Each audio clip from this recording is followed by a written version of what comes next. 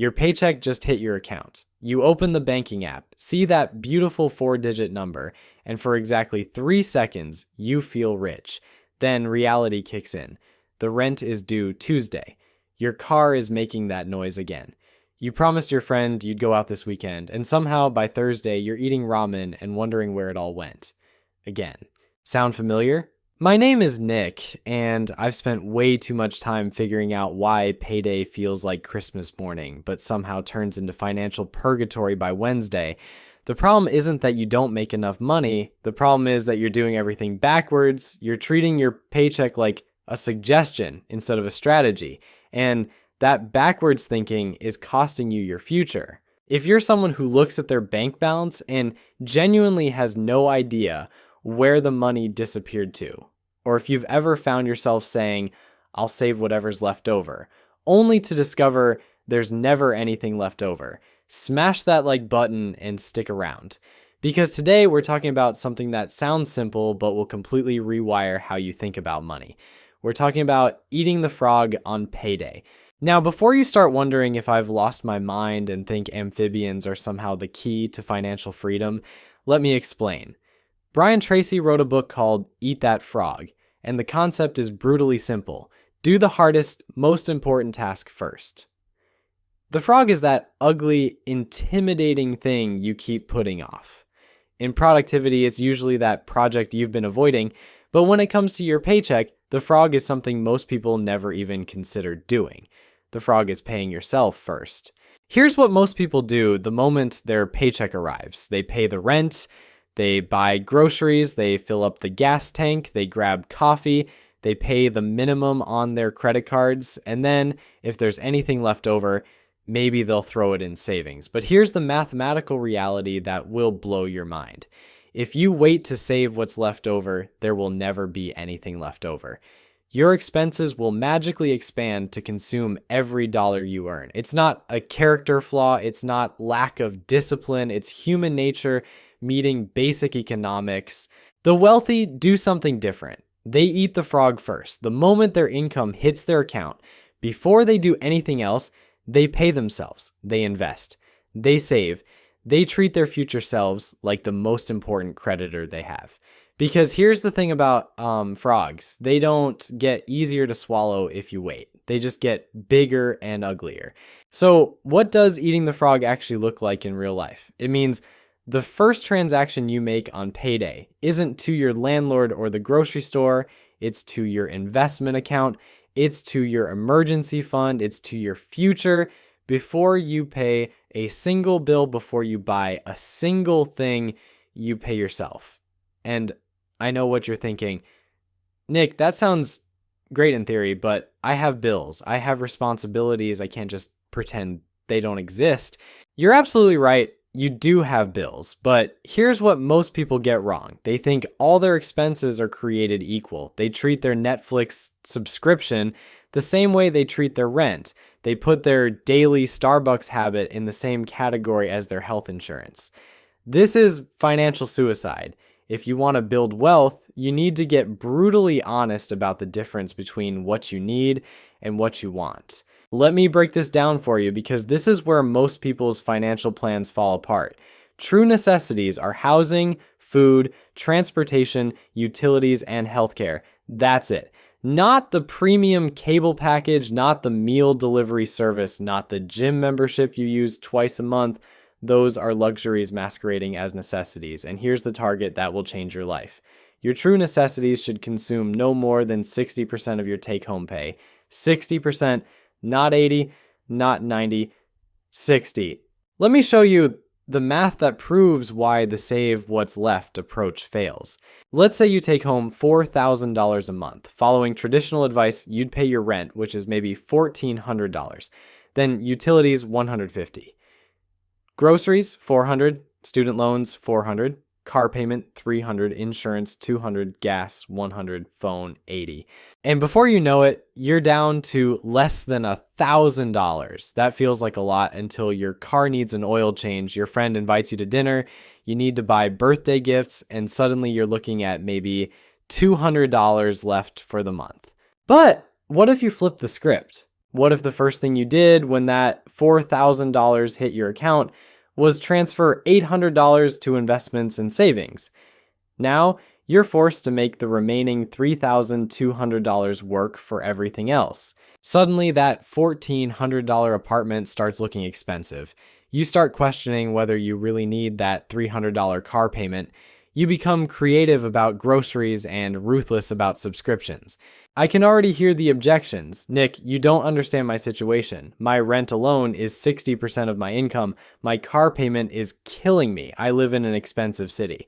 Look, I get it. Life is expensive, but if your necessities are consuming more than 60% of your income, you don't have an income problem. You have a lifestyle problem.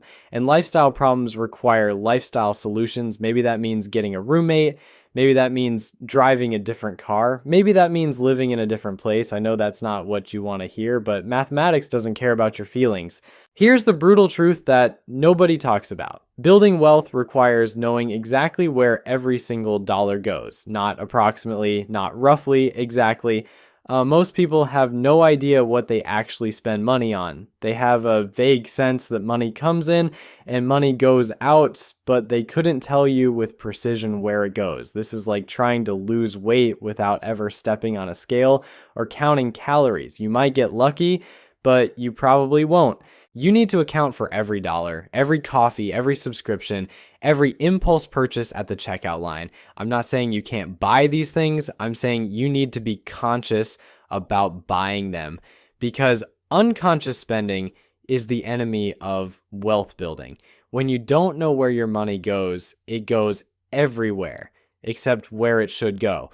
Once you've got your arms around your spending, once you've separated your needs from your wants, once you've committed to paying yourself first, then we can talk about the order of operations. Because just like math has an order of operations that determines whether you get the right answer, money has an order of operations that determines whether you build wealth or stay broke. Step one happens before you do anything else. You pay yourself first. But step two is equally important. You stay current on all your debt payments. Notice I didn't say pay off all your debt. I said stay current. There's a difference. You need to pay at least the minimum on every debt you have, and you need to pay it on time. Your credit score is one of the most valuable assets you have, and one missed payment can destroy years of careful building. I know it's tempting to skip a credit card payment to boost your savings rate. Don't do it. I know it's tempting to be late on your car payment because you want to invest that money instead. Don't do it. Protecting your credit score is not optional. It's the foundation everything else is built on. A good credit score saves you thousands on mortgages, car loans, and even insurance. A bad credit score costs you money every month for years. Step three is building your emergency fund. And this is where people get creative with their definitions. An emergency fund is not for when you want to take a vacation. It's not for when your friend's wedding is more expensive than you planned. It's for when your car breaks down, when you lose your job, when life happens and you need cash immediately. You need 3 to 6 months of your essential expenses sitting in a boring, high-yield savings account, not invested in the stock market, not tied up in crypto, boring and liquid. Here's why this matters more than you think. Your emergency fund isn't just about having money for emergencies. It's about breaking the cycle that keeps you broke. When you don't have an emergency fund, every unexpected expense becomes a financial crisis. Your car needs new brakes, so you put it on a credit card. Your phone breaks, so you finance a new one. Your cat gets sick, so you borrow money from your friend who's probably broke too. Each crisis pushes you further away from wealth building and deeper into the debt spiral. But when you have that emergency fund sitting there, boring and predictable, something magical happens. Emergencies become inconveniences. Your car needs brakes, you write a check, life continues, no drama, no credit card debt, no borrowing from friends, no derailing your financial plan because Tuesday decided to throw you a curveball. This is the difference between people who build wealth and people who just survive paycheck to paycheck. Step 4 is where things get interesting. This is where you start investing for retirement. And I don't care if you're 22 or 52, this step is not optional. The most expensive words in the English language are, I'll start investing when I'm older, or I'll catch up later, or my personal favorite, I don't make enough to invest. Let me destroy that last one with some basic math. If you invest $100 a month starting at age 25, assuming a 7% annual return, you'll have over $260,000 by age 65. If you wait until you're 35 to start investing that same $100 a month, you'll have about $130,000. You literally cut your retirement in half by waiting 10 years. Time is more powerful than money when it comes to building wealth. You can't buy time back, but you can start buying your future today. Now, here's the part that makes me want to shake people. If your employer offers a retirement match and you're not contributing enough to get the full match, you are literally leaving free money on the table. This isn't complicated financial advice. This is basic mathematics. If your company matches 50% of your contributions up to 6% of your salary, and you're not contributing at least 6%, you are voluntarily giving up a 3% raise. Who does that? Apparently about 40% of Americans do exactly that. Let me put this in terms that might hurt enough to motivate you. If you make $50,000 a year and your employer matches 3%, that's $1,500 of free money you're walking away from. Every year for your entire career, over 30 years, that free money you ignored compounds to nearly $300,000. You literally threw away nearly $500,000 because you thought you couldn't afford to invest $300 a month. The math gets even more brutal when you consider that most people spend more than $300 a month on things they can't even remember buying. Daily coffee runs, impulse purchases on Amazon, subscription services they forgot they signed up for. You'll spend $40 on a dinner you'll forget about in a week, but you won't spend $300 a month on a retirement you'll need for 30 years. Your target should be 10% of your gross income going toward retirement, not your take-home pay. Your gross income. That includes your employer match if you're lucky enough to have one. So if you make $60,000 a year, you should be investing $6,000 annually or $500 a month. Before taxes. Before you see it. Before you have a chance to spend it on something else. And please, for the love of compound interest, keep it simple. You don't need to pick individual stocks. You don't need to time the market. You don't need to find the next Tesla or Bitcoin. You just need to buy boring index funds and never touch them. The S&P 500 has averaged about 10% annual returns over the past 90 years. That includes the Great Depression, 2 world wars, multiple recessions, and every financial crisis you can think of. Just buy the index fund and go live your life. Step 5 is where you finally get to attack your non-mortgage debt with the fury of someone who just realized they've been paying interest to credit card companies for no good reason. But here's where people mess up. They try to be too clever. They create elaborate spreadsheets comparing interest rates and minimum payments and opportunity costs. Stop it. Pick one method and stick to it. You have 2 choices. The debt snowball method, where you pay off your smallest balances first, or the debt avalanche method, where you attack your highest interest rate debt first. Mathematically, the avalanche saves you more money. Psychologically, the snowball gives you more wins. Pick whichever one matches your personality and execute it relentlessly. If you need the motivation of quick wins, go with the snowball. Pay the minimums on everything and throw every extra dollar at your smallest debt until it's gone. Then take that payment and add it to the next smallest debt. The psychological boost of eliminating debts completely will keep you motivated when the process gets tedious. If you're the type of person who can delay gratification and you want to optimize for mathematics, go with the avalanche. Pay minimums on everything and attack the highest interest rate debt first. You'll save more money in interest over time, but you might not see a debt disappear for months. The method matters less than the consistency. Most people fail not because they picked the wrong strategy, but because they kept switching strategies. They'd do the snowball for 3 months, then read an article about the avalanche and switch, then get distracted by some guru telling them to invest instead of paying off debt, then try to do everything at once and end up doing nothing effectively. Pick one method, write it down, execute it until every non-mortgage debt is gone, no exceptions, no creative financing, no balance transfers to 0% cards unless you have the discipline of a monk, and can guarantee you'll pay it off before the promotional rate expires. Most people can't, which is why credit card companies offer those deals in the first place. Here's what happens when you actually follow this system. When you get your next raise, instead of lifestyle inflation eating the entire increase, you have a plan. 50% of the raise goes to increasing your savings and investment rate. 25% goes to accelerating your debt payoff, and 25% can go to improving your lifestyle if you want. This way, you actually get richer as you make more money instead of just getting more expensive. When you pay off a debt, you don't suddenly have more money to spend. You redirect that payment to the next debt or to your investment accounts. The payment doesn't disappear. It gets reassigned to building wealth instead of servicing debt. This is how people who don't make massive salaries still end up wealthy. They understand that every dollar has a job, and the job changes as circumstances change. So the beautiful thing about this system is that it works regardless of how much you make. Whether you're earning $30,000 or $300,000, the principles are identical. Pay yourself first, know where every dollar goes, protect your credit, build emergency reserves, invest for the future, eliminate debt, and adjust as life changes. It's not sexy. It's not revolutionary. It won't make you rich overnight, but it will make you rich eventually, and eventually is better than never. The reason most people never build wealth isn't because they don't make enough money.